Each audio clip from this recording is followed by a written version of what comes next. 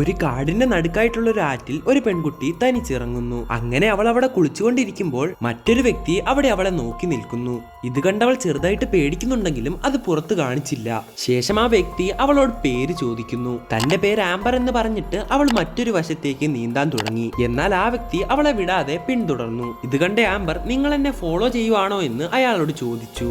ഒരിക്കലുമല്ല, നീ പേടിക്കണ്ട, കുറച്ച് അടുത്തേക്ക് വരാൻ അയാൾ പറഞ്ഞു. ശേഷം നിനക്ക് താഴെയായിട്ട് കാലുകുത്താൻ സാധിക്കുന്നുണ്ടോ എന്ന് അവളോട് ചോദിച്ചു. എന്നാൽ അവൾക്ക് പറ്റുന്നില്ല എന്ന് പറഞ്ഞപ്പോൾ അയാൾ ഒന്നുകൂടെ നിർബന്ധിച്ചു.